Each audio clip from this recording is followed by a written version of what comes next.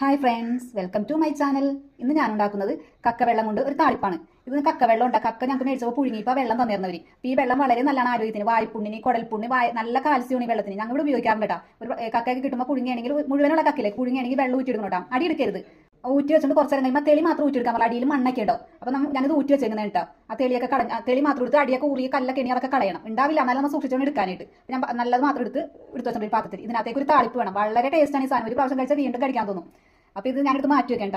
ഈ കക്കവെള്ളം താളിച്ചൊഴിക്കാണ്ട് കക്കവെള്ളത്തിലേക്ക് താളിച്ചൊഴിക്കാണ്ട് ഒരു 5-6 ചുവന്നുള്ളി, ഒരു ചെറിയ കഷ്ണം വെളുത്തുള്ളി, ഒരു ചെറിയ കഷ്ണം ഇഞ്ചി, ഇവയെല്ലാം നമുക്ക് ചതച്ചെടുക്കാം. താളിക്കാനായിട്ട് ഞാൻ വെളിച്ചെണ്ണ ഒഴിച്ച് ഉള്ളി ഇടേണ്ടതിനകത്ത് അല്പം കറിവേപ്പില ഒന്ന് മൂത്ത് വരട്ടെ. ഉള്ളിയും വെളുത്തുള്ളി ഇഞ്ചിയൊക്കെ ഒന്ന് മൂത്ത് വരട്ടെ. ഉള്ളിയും ആ ഇഞ്ചിയൊക്കെ മൂത്ത് വന്നിട്ടുണ്ട്. നമുക്ക് അല്പം ചതച്ചമുളക് ഇട്ട് കൊടുക്കാം. ഒരു 1/2 ടീസ്പൂൺ ചതച്ചമുളക്. ഈ ഉള്ളിയും ഈ മുളകും എല്ലാം കൂടി ഒന്നും കൂടി ഒന്ന് മൂത്ത് വരട്ടെ കേട്ടോ. ഒരു 1/4 ടീസ്പൂൺ ഉപ്പിട്ട് കൊടുക്കുന്നുണ്ട് കേട്ടോ. ഞാനിത് ഗ്യാസ് ഓഫ് ചെയ്ത് നമുക്കിനി ആ താളിപ്പ് ഒഴിച്ചു കക്കവെള്ളത്തിലേക്ക് ഈ താളിപ്പ് ഒഴിച്ചു കൊടുക്കാം.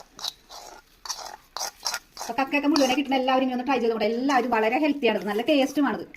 അപ്പോൾ ടേസ്റ്റി ആയിട്ടുള്ള കക്കവെള്ള താളിപ്പ് റെഡി ആയിട്ടുണ്ട്. എല്ലാവരും ട്രൈ ചെയ്ത് നോക്കണേ. Okay, by.